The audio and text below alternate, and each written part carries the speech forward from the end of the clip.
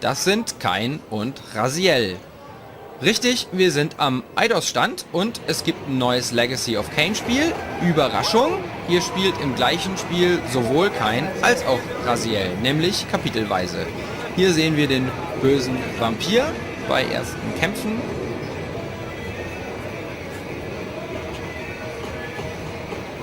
Und hier Raziel.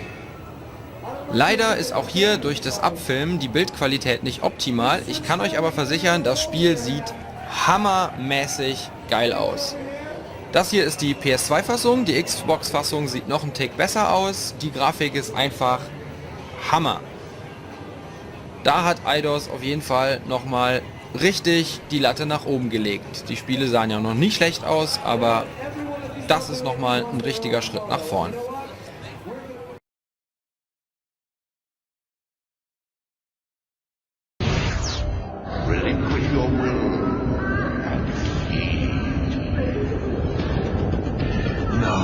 Poor little soul, Reaver. Tough break, kiddo.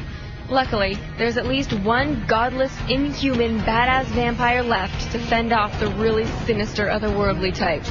Yup, in IDOS's upcoming Legacy of Kain, Defiance, you'll get to hail the return of the king. The Vampire King, Kain.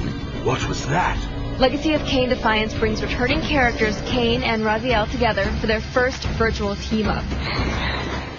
Kain is the original imposing warrior Kain Bloodsucker, and Raziel here has the ultra-nifty power to collect souls.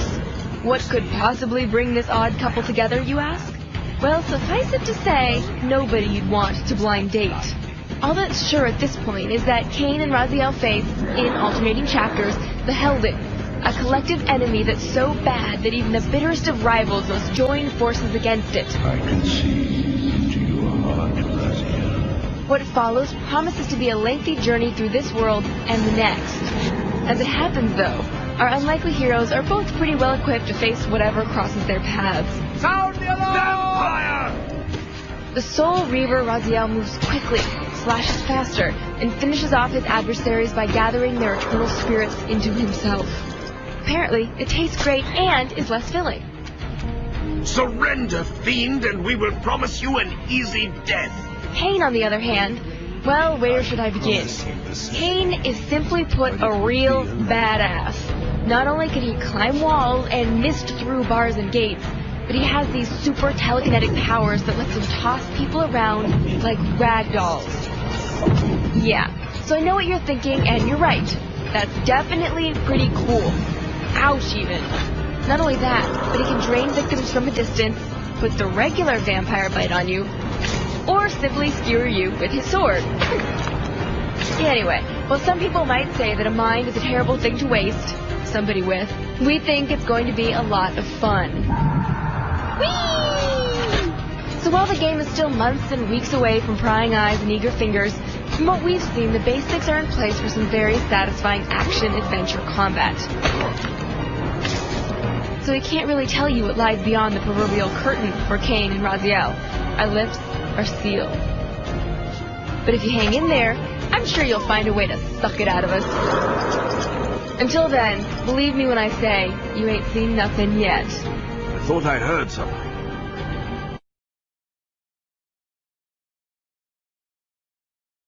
The choice, whether to rule a corrupt and failing empire, or to challenge the fates for another throw, a better throw against one's destiny.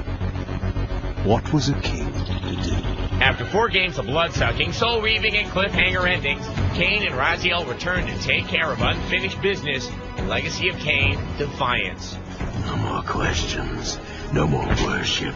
Time to run, time to scream, time to die.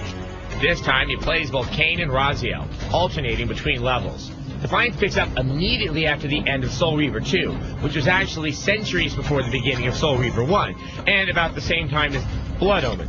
Sort of. It's complicated. Just smile, nod, and go with it.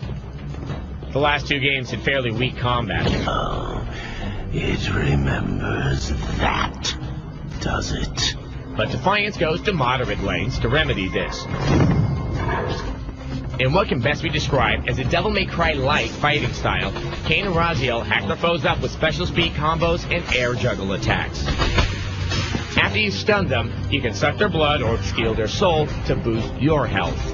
Booyah! With authority! It's fun the first 2 times, but you'll be doing this a lot. Kain and Raziel's attacks are all pretty much the same, and there's a real lack of variety when it comes to the enemies. There are zombies, and angry human vampire hunters, and the occasional shadow monster thing. And that's about it. After a while, mopping the floor with nondescript monsters gets to be a bit of a chore. The chore is worth taking on, though, due to the absorbing and well-written story. Raziel is not what you think. You dare imagine what I think. It might not make a lot of sense if you haven't played the previous games in the series, but the excellent voice acting and twisting plotline make Defiance hard to put down, even if you don't know who Mortanius and Janos Ogren are. First, your omniscience, and now your powers. You're slipping badly. Be ready for a lot of Kain's musings. These statues were singularly inanimate. I knew better than to assume they would always remain so. And lots of Raziel being introspective.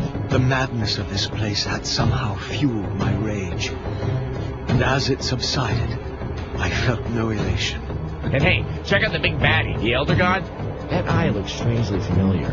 I can see into your heart, Raziel.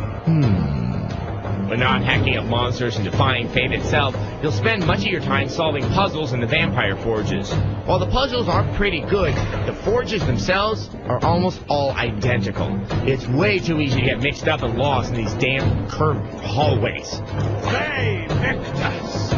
Even with its minor problems, Defiance is the best Kain game since the first Soul Reaver, and provides a much-needed closure for the storyline. That's right, Kain fans.